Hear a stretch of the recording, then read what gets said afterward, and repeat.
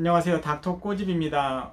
예전에 앞니 치료를 했었는데 좀 이미 망가지거나 보기 싫어서 그것 때문에 해결하기 위해서 저희 병원에 요즘 많이들 찾아오시는데, 앞니 사이가 특히 벌어져서 과거에 레진 치료를 하셨는데 그게 이제 떨어지거나 부러져서 오신 분들이 있어요. 그래서 이런 분들 같은 경우에는 다시 레진 치료를 하느냐, 아니면 뭐 라미네이트를 하느냐, 크라운을 하느냐, 그런 것들은 이제 치료 전략을 잘 세우셔야 될 것 같고, 그 공간을 뭐 다 기존의 레진을 걷어내버리고 교정적으로 그거를 공간을 닫아줄 수 있으면 또 그거를 하는 거가 좋겠죠. 그래서 앞니가 어떤 상태느냐에 따라서 잇몸 상태가 또 어떠냐에 따라서 치료 전략은 얼마든지 다양해질 수 있기 때문에 앞니 치료 경험이 많은 치과를 찾으시기를 바라고, 앞니 사이가 벌어져서 레진을 하셨던 분들, 레진이 얼룩덜룩해서 안 예쁘신 분들은 이 영상이 도움이 되실 것 같습니다. 한번 앞니 재치료에 대해서 꼬집어 보도록 하겠습니다.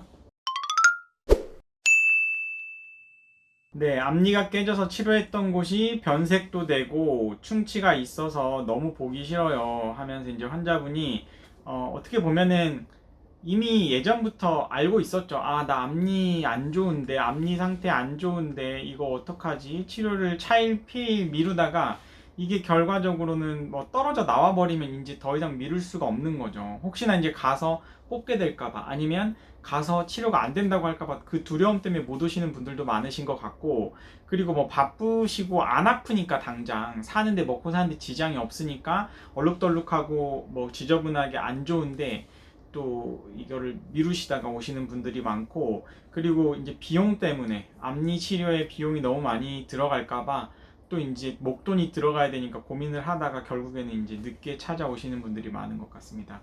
그래서 치료 전 상태를 보면 이미 이제 치아 부분이 있고 뭔가 하얗게 얼룩덜룩한 부분을 보면 과거의 레진 자체를 굉장히 광범위하게 크게 한 상태인 것을 볼 수가 있고, 이쪽이 약간 충치도 있는 것 같네요. 그래서 초진 상태를 보면 이쪽이 레진이 심미적이지가 않죠. 그러니까 제가 예전에 레진 치료, 앞니 치료가 잘 된 거냐 안 된 거냐를 볼 때 기준은, 저는 개인적으로 티가 안 나는 거예요. 티가. 이 사람이 제 앞니 했네? 앞니 크라운 씌웠네? 앞니 라미네이트 했네? 아니면 앞니 레진 치료 했네? 이거 뭔가 치료한 티가 나면 그거는 개인적으로는 심미적이지 않다고 생각을 하고, 그냥 내추럴하게 뭔가 자연스러운 게 가장 심미적이라고 생각을 해요.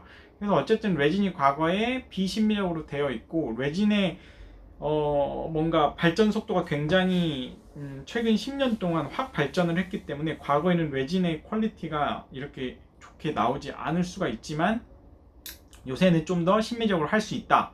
그래서 이 환자분은 여러 가지 치료 계획을 설명을 드렸어요. 그러니까 앞니가 그렇게 중요하시면 결국에는 이 레진을 잘 해놔도 이 레진이랑 치아 상태에 이제 접착을 할 때 접착 계면에 이런 식으로 변색이 되는 문제는 레진이 결코 자유롭지 못하기 때문에 이게 이제 보통은 가장 만족도가 높은 건 라미네이트예요. 이 정도면 라미네이트가 가장 만족도가 높아요. 왜냐면 이 라미네이트는 이 전체 이 면을 갖다가 하나의 재료로 해서 통으로 하는 거고, 이 통으로 좌우 대칭으로 여자들 손톱 붙이는 것처럼 붙이는 거기 때문에 겉으로 봤을 때 포셀린으로 예쁜 표면이 되는 거고, 라미네이트도 결국에는 치아에 접착하는 접착 계면에서 변색이 일어나는데, 그 변색이 입천장 쪽, 그러니까 치과사가 거울로 들여다 봐야 되는 그 부위에서 일어나기 때문에 환자가 변색으로 인한 스트레스가 훨씬 덜하다.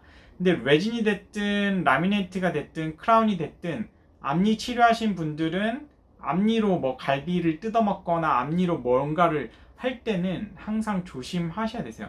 안 쓰시는 게 제일 좋고 가위로 잘라먹는 습관을 하시는 게 가장 좋겠죠.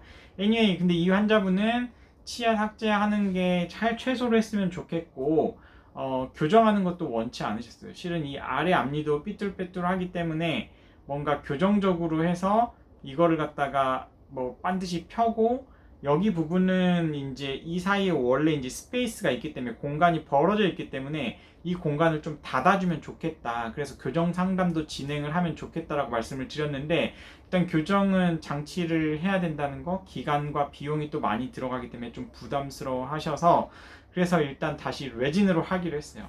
레진으로 하게 되면 또 최선을 다 해야 되겠죠. 그래서 일단 여기를 치료 전이고 치료 후 레진 상태예요.